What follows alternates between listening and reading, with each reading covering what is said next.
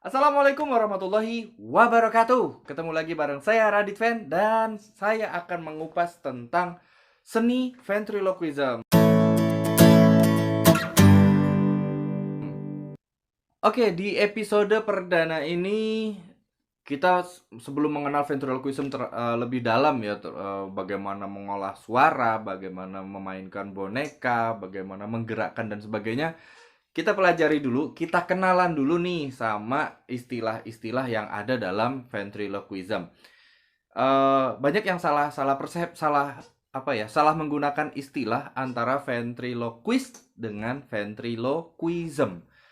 Dalam bahasa Inggris itu ventriloquism itu lebih ke ilmunya, seninya. Jadi ilmu suara perut atau seni suara perut atau sulap suara. Dalam bahasa Indonesia sebenarnya juga ventriloquist ya, pakai K, ventriloquist. Tapi itu juga masih terdengar asing ya kan. Makanya di Indonesia itu biasanya dikenal dengan seni suara perut. Jadi kesenian ya, seni suara perut atau sulap suara gitu. Jadi sulap suara itu yang mempopulerkan dulu namanya Bapak VM Marijun. Nah, Bapak Marijun itulah yang mempopulerkan istilah sulap suara, teman-teman. Hmm, saya pun sebenarnya sependapat sih lebih dengan sulap suara daripada seni suara perut. Meskipun kalau dari istilahnya ventriloquism itu diambil dari bahasa Latin ventral dan loqui. Ventral yang artinya perut, kemudian loqui yang artinya berbicara atau suara. Tapi gimana ya? Tapi ini jadi salah persepsi gitu loh. Karena memang sebenarnya ventriloquism itu rahasianya bukan suara itu berasal dari perut, enggak. Suara itu berasal dari rongga rongga suara kita aja, cuman dengan manipulasi tertentu seolah-olah seperti suara itu datangnya dari perut gitu kan. Makanya menggunakan media boneka sebagai sosok yang menyuarakan seperti itu, teman-teman. Jadi bukan suara itu berasal dari perut gitu, enggak benar sama sekali. Suara kalau pernafasannya pakai pernafasan perut, oke. Itu benar banget karena dalam ventriloquist menggunakan pernafasan perut. Nantilah di episode-episode berikutnya. Nah, kemudian istilah yang kedua adalah ventriloquist. Ventriloquist itu juga diambil dari bahasa asing ya, dari bahasa Inggris, ventriloquist. Nah, untuk di Indonesia ini biasanya menggunakan ventriloquist pakai K ya. Ventriloquist ini mengacu pada orangnya atau senimannya, seniman suara perut atau ya seniman sulap suara. Jadi orangnya nih ya, orangnya. Nah, kalau disingkat yang lebih lazim adalah menggunakan istilah vent. Vent aja. Jadi saya kadang agak-agak oke lah, tapi saya berusaha untuk nggak mendebat. Jadi saya nggak suka debat. Kadang ada yang menyingkatnya dengan sebutan ventriloque. Ventriloque. Saya seorang ventriloque. Dia seorang ventriloque. No, no. Sebenarnya yang lebih tepat itu kalau mau disingkat ya, istilahnya adalah vent.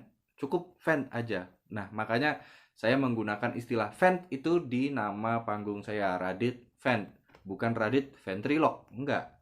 Radit Vent. Jadi cukup vent aja gitu. Jadi enggak apa ya, kalau ventriloquist itu kan udah panjang, susah disebutkan, makanya kebanyakan menyingkatnya dengan istilah vent. VENT ya, vent. Dan kalau ventriloquist itu mengacu pada orangnya, bukan seninya. Kalau seninya tadi yang istilah pertama yaitu ventriloquism atau ventriloquisme. Kita masuk istilah yang ketiga yaitu vent figure. Vent figure atau kalau di Indonesia kita menyebutnya dengan boneka ya. Boneka itu sebenarnya aduh gimana ya, karena memang padanan kata dalam bahasa Indonesia yang paling tepat memang boneka sih. Meskipun dalam kalau dari bahasa Inggris itu kan ada fan figure itu mengacu pada ininya apa karakter tokoh boneka. Kemudian kalau bonekanya sendiri dalam bahasa Inggris sebutannya puppet, bukan doll. Puppet itu identik boneka yang mulutnya bisa digerakkan mangap-mangap, itulah puppet. Cuman kalau misalkan boneka ventriloquism itu disebut puppet semua nggak tepat juga, karena ada boneka-boneka yang bahannya itu bukan seperti bahan boneka yang empuk, itu enggak, ada yang bahannya keras, dan itu lebih cocok menggunakan istilah figure, bukan boneka, bukan. Makanya dalam istilah ventriloquism kami menggunakan pemain-pemain ventriloquist seluruh dunia menggunakan istilah fan figure untuk bonekanya. Makanya mungkin kalau ada yang nyari gitu ya di Amazon.com atau Alibaba gitu kan, ventriloquist doll gitu, mungkin yang keluar adalah yang mainan anak-anak, bukan yang standar panggung. Tapi kalau fan figure atau ventriloquism figure itu keluarnya yang standar untuk panggung. Oke, istilah berikutnya adalah soft figure. Nah, ini teman-teman, tadi saya bilang fan figure itu ada yang soft, ada yang hard. Nah, ini adalah contoh yang soft figure. Boneka saya Lola ini bahannya terbuat dari kain ya, kayak boneka biasa. Ini empuk banget gitu kan. Cuman bagian mulutnya aja yang keras karena memang dipakai untuk digerak-gerakan. Ini contoh boneka yang soft figure. Kemudian contoh yang hard figure. Di sini saya ada boneka saya yang saya beri nama Johnny. Ini sebenarnya salah satu boneka buatannya Jeff Dunham, tapi saya modifikasi pakai ikat Jawa ya, dan bajunya ini dijahitkan oleh sahabat saya, Pak Dr. Jonas. Nah, ini contoh hard figure. Hard figure itu kalau dibilang boneka doll atau puppet, ini bukan boneka yang disebut dengan doll ya. Tapi ini adalah hard figure. Jadi karakternya orang, dan ini bermacam-macam. Ada yang, kalau yang punya saya ini animasinya hanya pada mata yang melirik. Animasi mata melirik dan juga mulut yang bisa bergerak, naik turun, buka tutup seperti ini ya. Nah, ini hard figure. Hard figure itu biasanya terlihat unik karena animasinya bisa bermacam-macam. Ada yang bisa berkedip, ada yang telinganya bisa bergerak, ada yang bibir atasnya bisa bergerak, ada yang hidungnya, ada yang alisnya, dan sebagainya. Semakin banyak mekanisnya, itu akan semakin menarik bonekanya dan bisa dieksplor lebih banyak lagi. Sedangkan yang ini yang paling yang standar ya, mata melirik dan juga mulut yang bisa bergerak. Ini adalah hard figure dan bahannya keras. Ada yang terbuat dari plastik, ada yang kayu, ada yang resin, macam-macam. Yang pasti kalau hard figure itu keras, dan ya keras aja, makanya disebut dengan istilah hard figure. Kita lanjut ke istilah berikutnya, itu adalah moveless lips ya. Kalau saya lebih suka menggunakan istilah moveless lips, atau beberapa orang juga mengistilahkannya dengan still lips atau bibir yang tidak bergerak ketika boneka berbicara. Jadi moveless lips atau still lips ini adalah kondisi si ventnya, ketika boneka berbicara, ventnya ini bibirnya tidak bergerak, atau kalaupun sulit untuk sama sekali nggak bergerak, biasanya gerakannya sangat minim sekali, dan itu perlu latihan ya, dan juga ada beberapa trik dan juga beberapa, ya ini rahasia sebenarnya, nggak apa-apa deh, beberapa trik untuk menahan rahang dan juga bibir kita supaya tidak bergerak, untuk memanipulasi seolah-olah suara itu keluar bukan dari ventnya tapi seolah-olah dari boneka. Makanya ada juga yang mengistilahkan seni suara ventriloquist itu adalah sulap suara atau melempar suara, throwing voice. Jadi melempar suara seolah-olah suara itu bukan dari ventnya gitu. Oke, istilah berikutnya adalah lip synchronization, atau sebenarnya istilah ini cukup populer dengan sebutan lip sync ya kan. Gerakan sinkronisasi bibir.